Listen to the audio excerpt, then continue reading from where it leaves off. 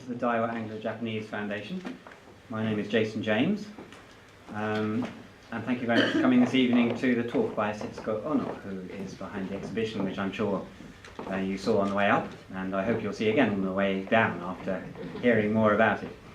Just before we start the talk, I have to do my housekeeping announcements. There are two. The first one is, if the fire alarm should go off, please don't use the lift. Just go down the stairs, 2 flights of stairs, out the front door, and we then congregate on the park side of the street, although the fire alarm hasn't gone off for an awfully long time now.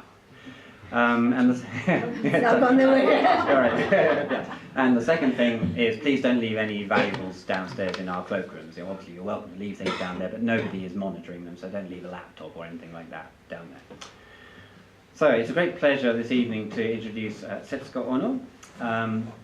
And this is, I hope I'm saying the right thing by saying this is her second distinguished career as an artist.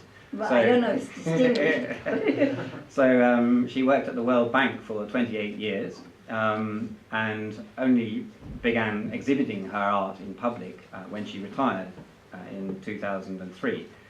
But since then she's had a number of exhibitions and public sculptures installed around the world. Certainly there are 2 in Tokyo, which you can see through the virtual reality glasses downstairs. If you haven't tried, you might have missed those. Goggles. Yeah. So that's probably all I need to say. If there's anything you'd like me to add, then please add it. Welcome, Setsuko. Thank you.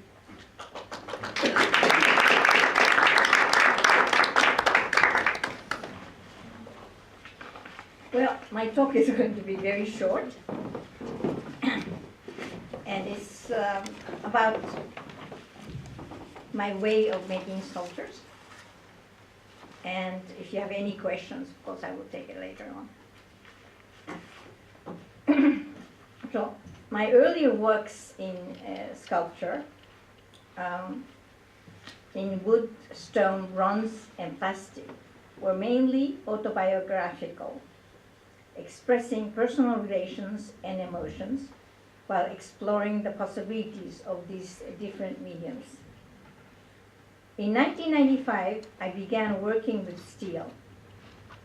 The first pieces were exploration of the nature, possibilities, and techniques of constructing with steel. Gradually, I specialized in steel. I had finally found the medium that allows me to make sculptures that fit perfectly my concept of art. Steel allows me to minimize my presence and avoid aggressing the space. My sculptures share space with people and their surroundings. They do not carve out space for themselves. They refrain from attacking viewers' ideas, from imposing my emotions on them. On the contrary, by allowing me to express lightness, delicacies, and movement to a degree that stones, wood, bronze, and plastic could not, steel makes it possible for me to suggest ideas and emotions, to stimulate people to remember the wonder of their life, its warmth, beauty, and joy. Steel is often used to express weight, strength, and mass, to stand out from the environment. But I use steel so that my sculptures melt into the environment. By so doing, they contribute emotionally and visually to expanding the existing space. I also use minimal piece of steel, so all my sculptures are extremely light.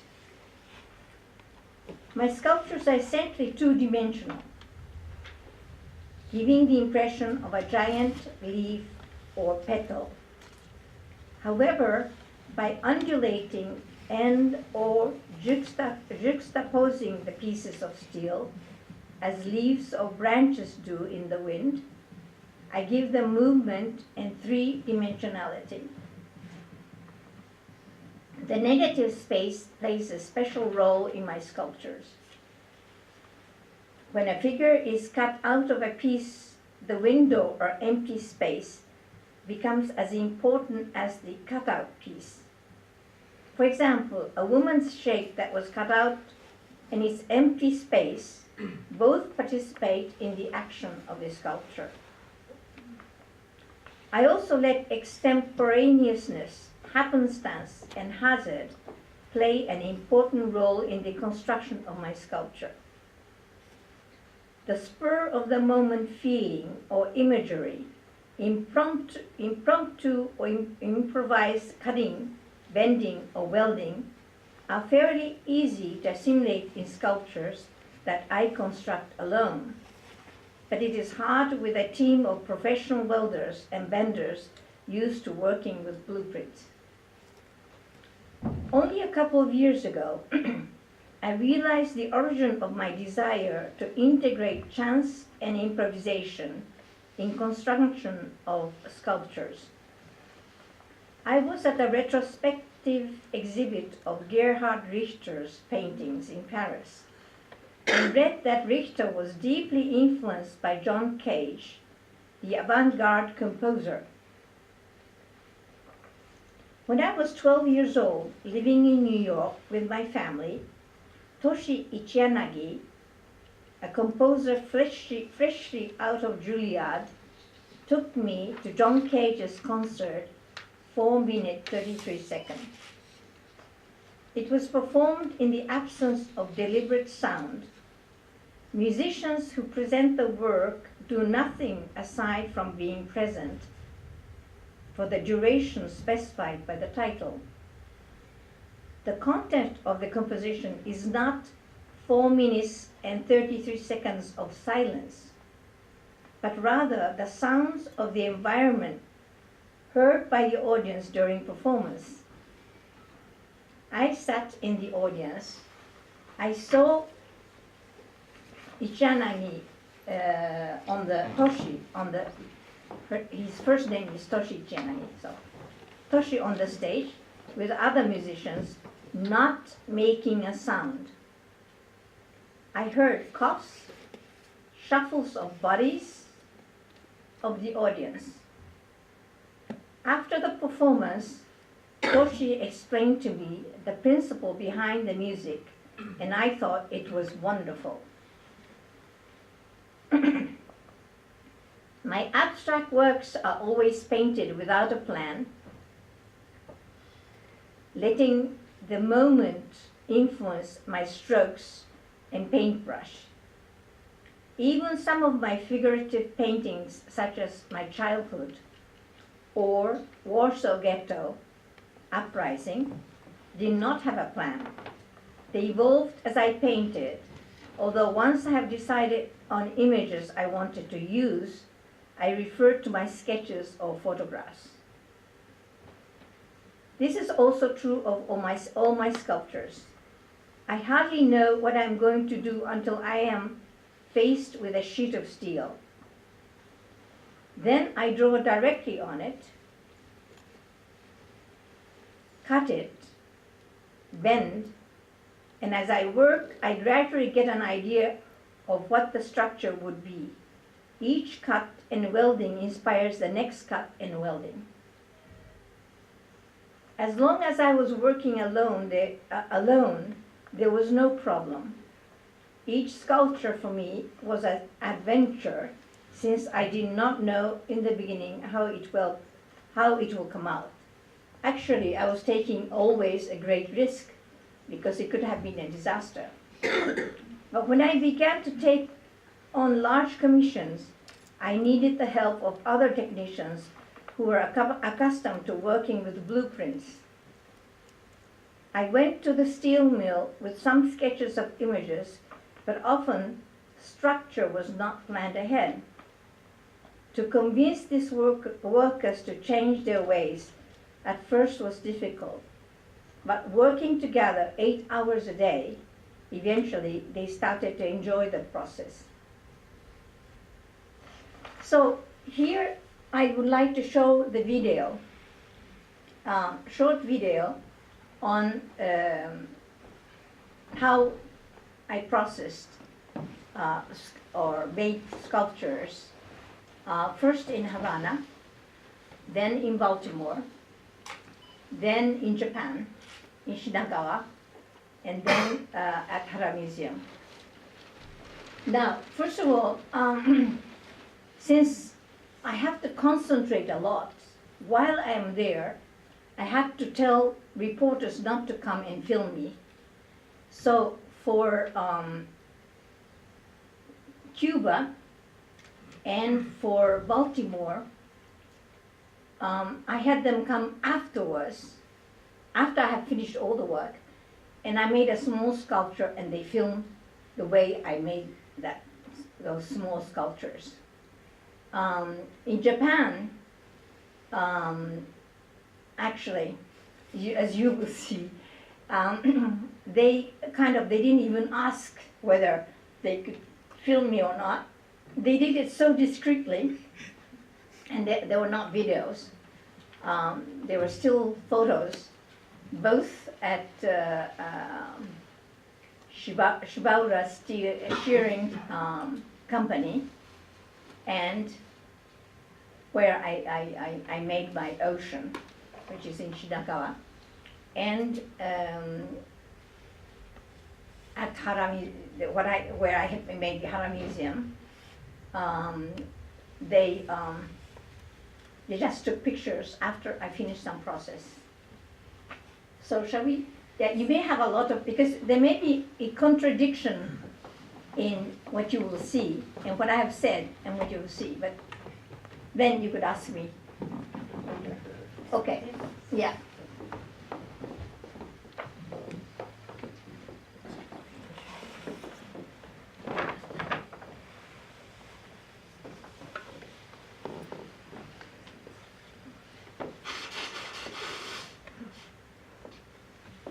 ¿Qué pasó? Yo Okay, me this fui is a Cubana a de piece Acero of a video pensando, that, tengo que Cuban, a tratar very good estos Cuban técnicos, producer, muchachos, I'm just showing you machistas, the porque part mucha that gente I have que to put trabaja steel. con acero So we son just- machistas, wait. pero no. Primero Yeah.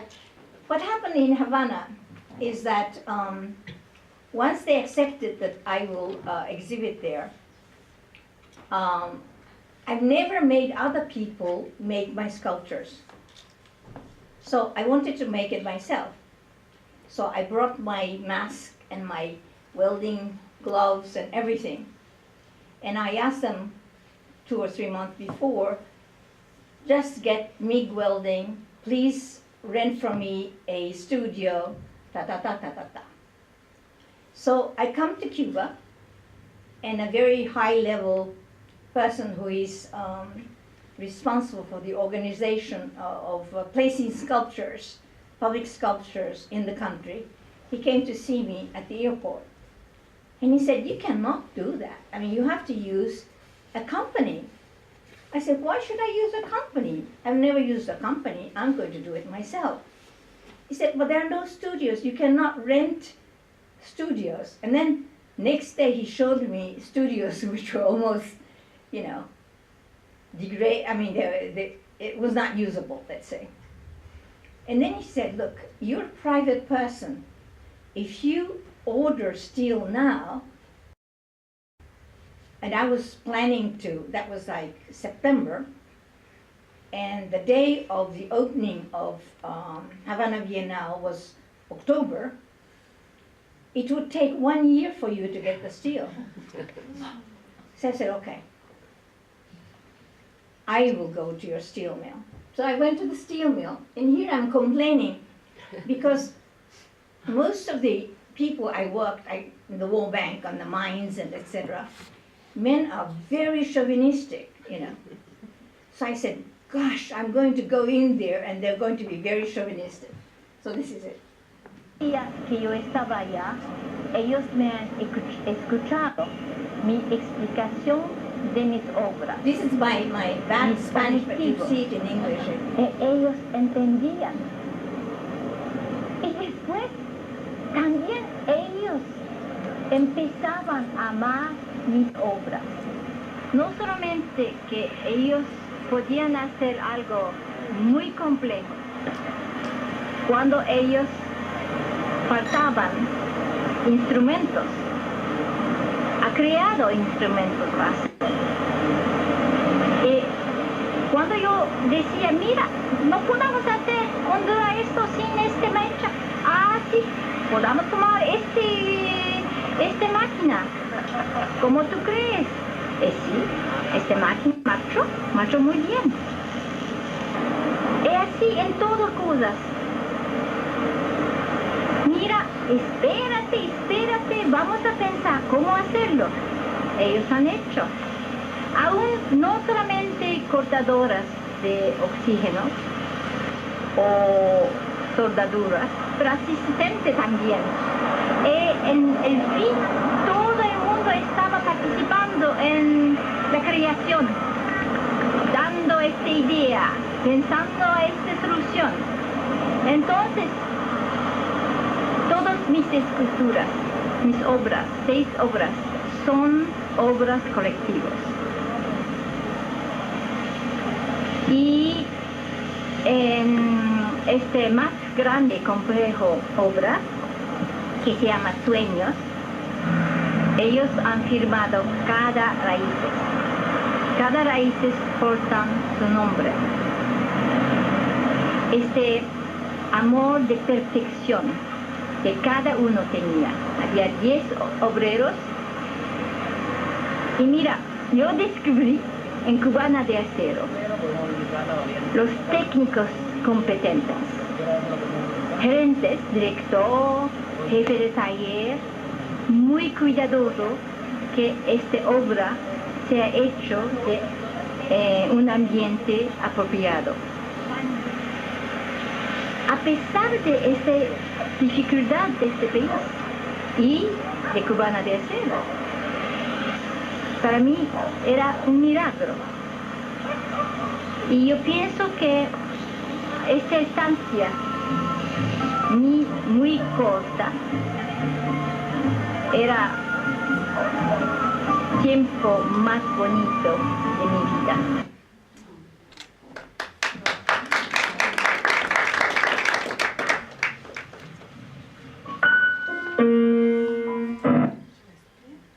Oh, I'm going to show you the sculptures I made there.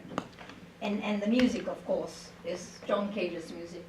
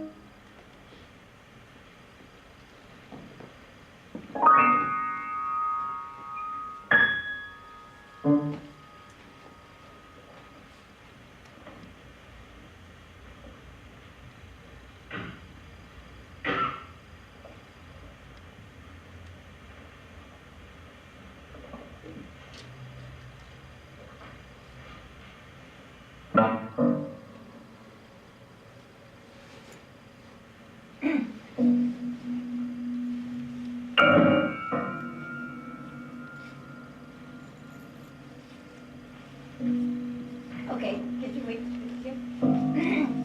Well, sometimes in Cuba it was a bit different, but sometimes you can have difficulty in the steel mill. And they say, well, what is she doing here? I mean, we're really working and we have to do all these strange things. And when I went to this very big steel mill in Baltimore, the foreman was extremely angry. They have the director and the president have told me that I could get 4 workers to do this. But foreman didn't want me to do it. So he didn't want the workers to come. So workers have to obey him. And there was one worker who was very independent. And he said, I'm not going to leave her all alone in the steel mill. And he came. So what he and I did was to make in 2 days 1 sculpture, just to show what it would look like. And this is the sculpture we made together.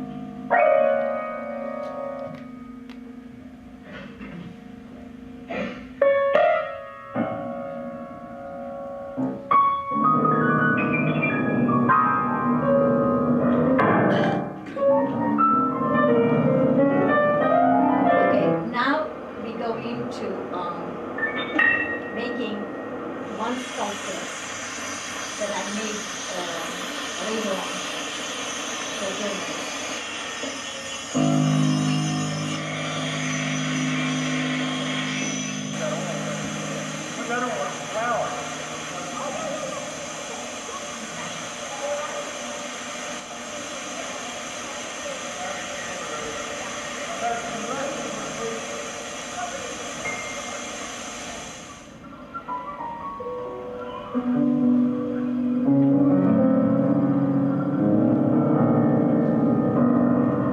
Now you will see the 6 sculptures I made in McKelton Square, in Baltimore.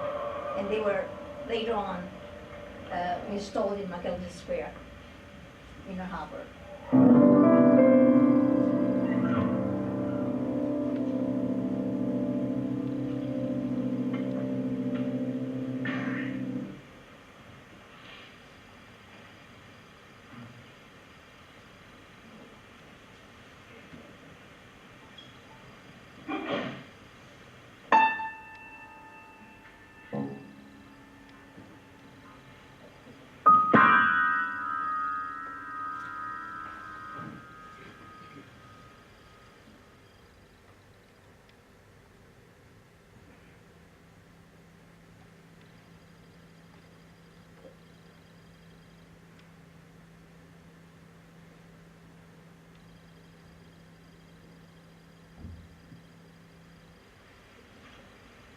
Okay, can you pick one more? With these 2 sculptures that are coming in Japan, you will see what kind of preparation I made. And this was the drawing I gave to Shibaura Company, who wanted to have a sculpture from me. So they said, I really don't know what you're going to do.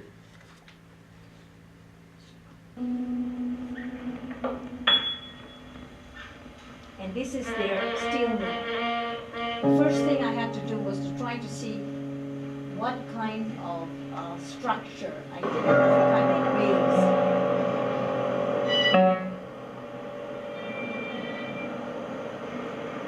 Here I'm projecting some of the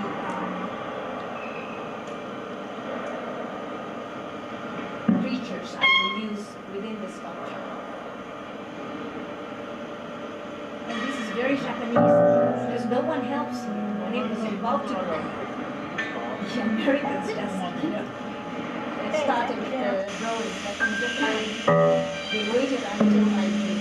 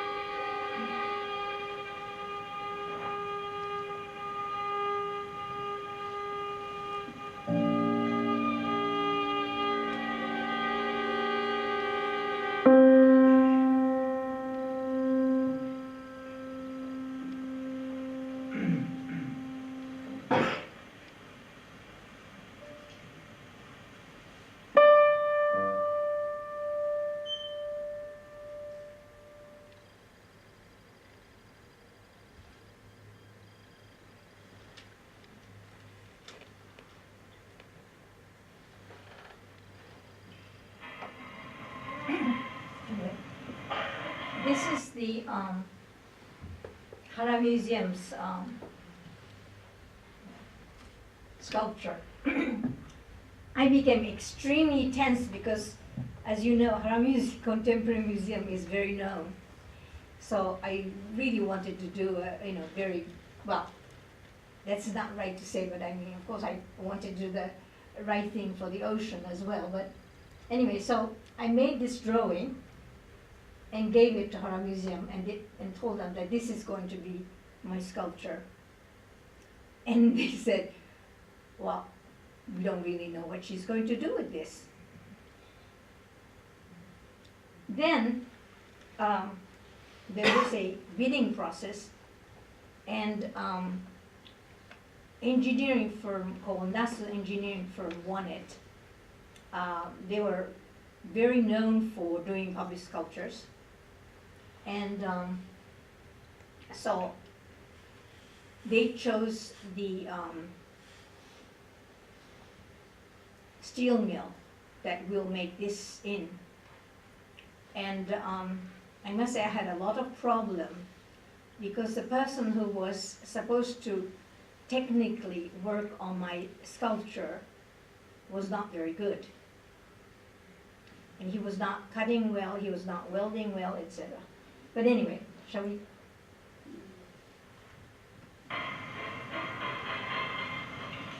Well, this is a person, a division chief of the engineering firm. And we had just decided exactly. So here I made a kind of maquette before I did my sculpture. And I drew figures with papers, decided where to, how to put them on. So this goes kind of, this is contradictory to what I was trying to say, that I don't plan ahead. Here I did plan a little.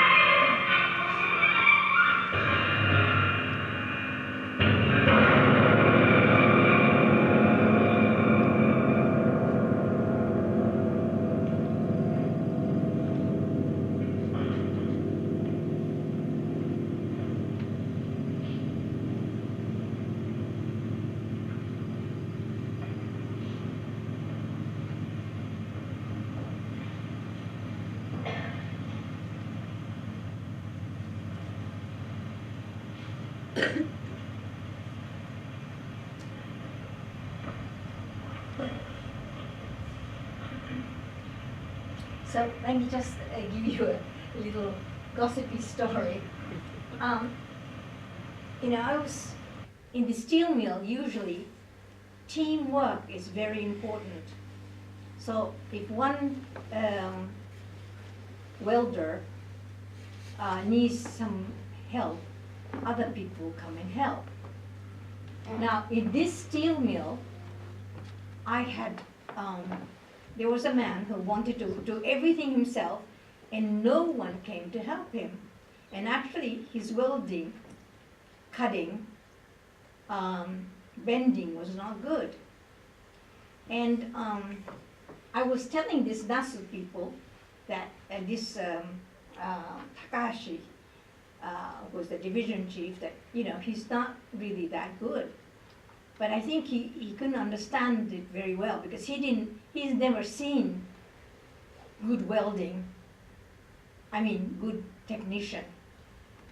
So finally, I found out that in this very small steel mill, this man who was doing my work was the son of the wife, the second wife of the president, and the president wanted to make him inherit the steel mill. But of course everybody disliked him, so no one came to help him. So finally I went to higher up in the Nasu engineering firm, and I said, this is not acceptable. So the person was very surprised, and he went to talk to the president. And at that moment, they gave me very good workers who were working on the second floor. And they came down to work, and finally I eliminated the person who was not good.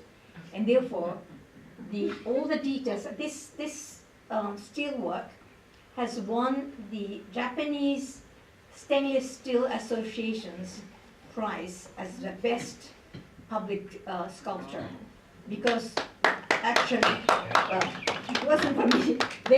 They're the ones who really did well afterwards. They had to spend, 20 hours trying to eliminate the mistakes that the previous person had done.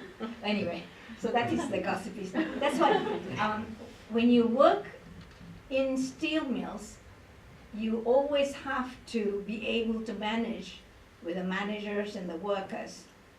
And the reason why in Baltimore I was able to make that small sculpture myself with a worker was there. It was a little bit flexible, and in fact I cannot work in steel mills because they cannot pay insurance for me. So that's why I have to stay there and watch workers to do their thing. Okay, that's it. Thank you.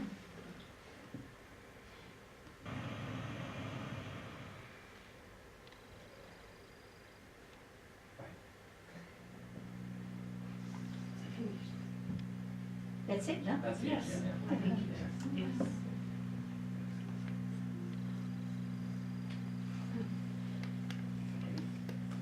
would you like to take some questions? Yes, from the please. floor?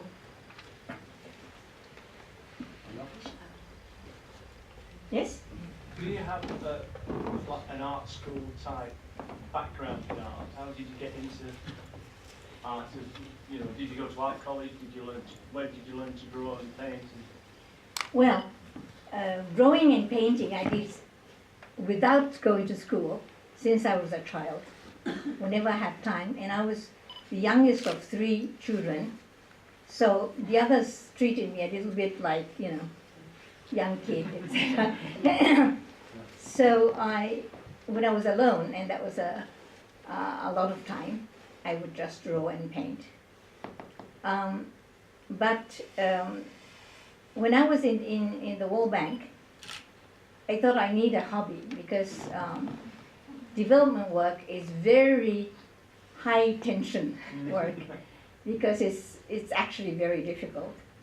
And I started as a hobby.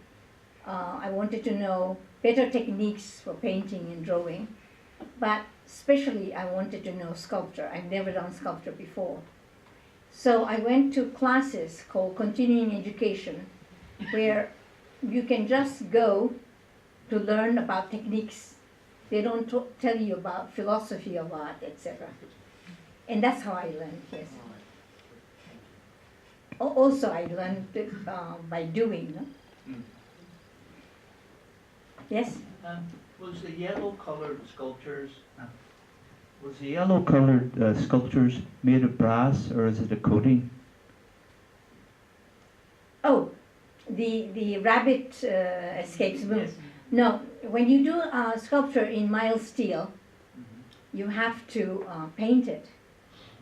And most of my sculptures you saw in Baltimore and Cuba, they were painted with special paint, actually automobile paints, and otherwise they will get rust.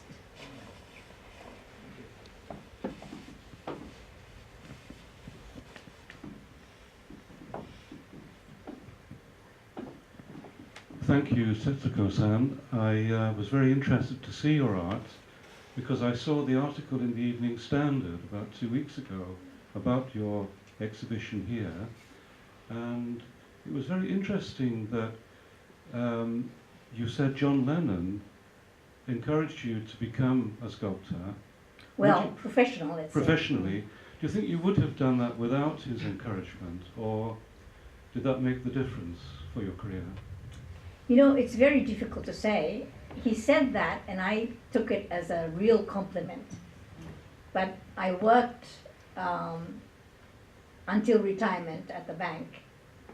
And then I was not considering to become professional, but when retirement was like 2 months ahead, I saw an article in Washington Post saying that there is Havana Biennale.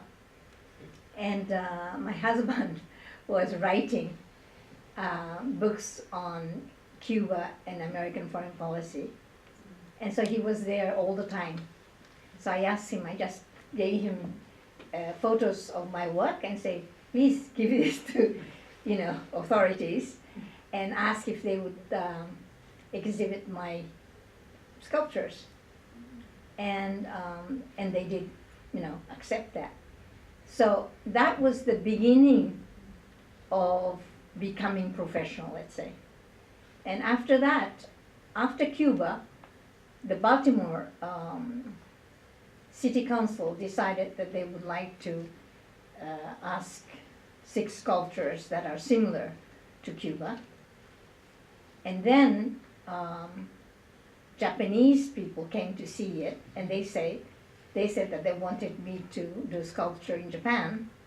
So it just went like that. Yeah.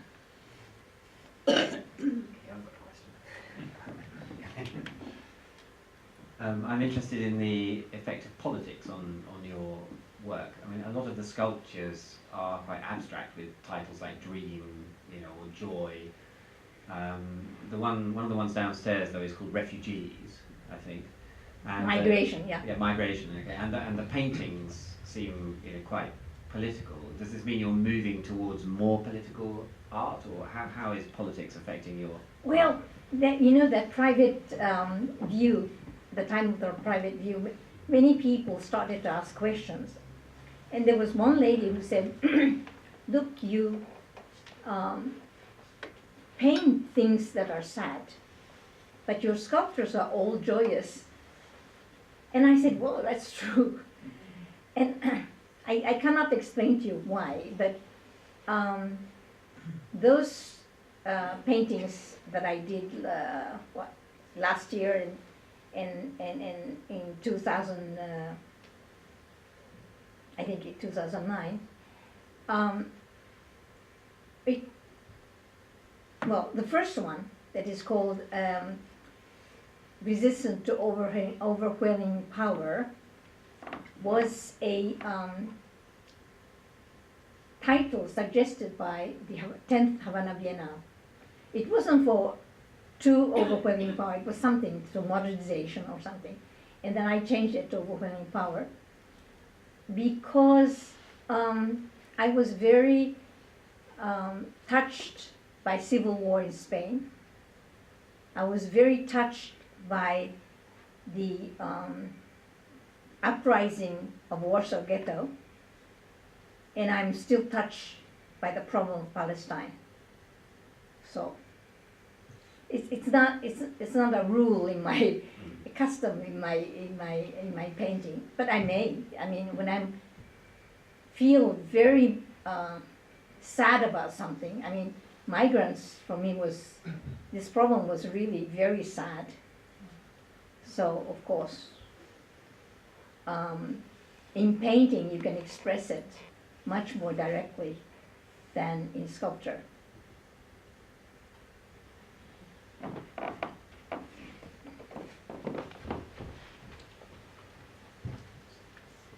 I'd like to ask a similar question, but with music, because you mentioned John Cage and Ichi Yanagi as well, who took you to I beg your pardon? You mentioned John Cage and Ichi Yanagi as well.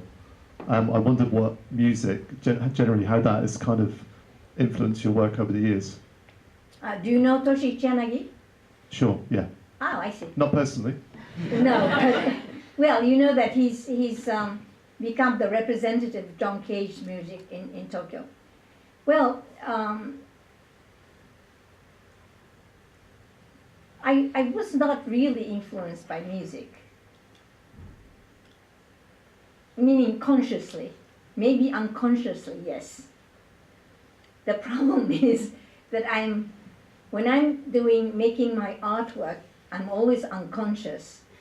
So a lot of things may have come, influence of other artists, etc., unconsciously, but I cannot tell you that consciously some music had influenced me. John Cage just came because that principle that he has established for his art was so imposing, impressive. Thank you.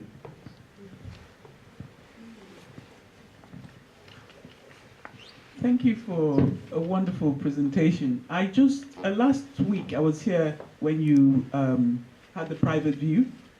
I just noticed that, I don't know, Pablo Picasso's Guernica, in one of your paintings, it just reminded me, and you just mentioned just now, the Civil War in Spain in the 1930s, and I thought, did that have any influence on that mural? It's on the wall. I can't remember. I didn't see it today. Well, it's true that I saw Guernica. Guernica itself came to Japan when I was at university, and I was very struck by the painting. I mean, I really was impressed. But while I was studying in Geneva, I was at the student house, and one of the students had told me that her brother was incarcerated in prison in Spain. And that's why I learned about Civil War, Civil War of Spain. you come from Japan, you don't know anything about Civil War Spain. You don't know anything about all this, what happened in uprising of Warsaw Ghetto. You hardly know about Palestine. I mean, at least my educational background did not deal with these issues. So all this I discovered while I was in Europe. And Guernica I used for Civil War of Spain, because you probably know that Picasso was furious about what happened in the bombardment of Guernica. So, of course, it's the master. So I used it, yeah. Thank you.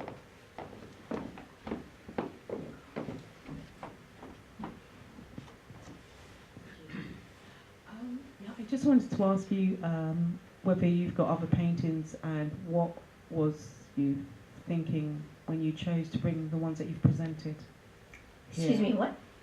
I'm just wondering whether there was what you were thinking when you chose the particular paintings that you've brought to this exhibition. Was there any sort of well, thought? This you have to ask my curator, Chris Barlow. I asked him to choose whatever he thinks would be good here. So would you like to answer this question? I think it was both of us that chose it, so it was different kinds of reasons. It was different kinds of reasons, really. So I think Setsuko was more on the political content of the work, whereas a little bit more interested in the aesthetic side of it and how that would all fit together. So it was really a team effort. Well, migrants, Miss Shuhoko Ogawa, who was here before as a director of operation, and she said, well, it would be very good to have something on migrants. So it's possible that that influenced me.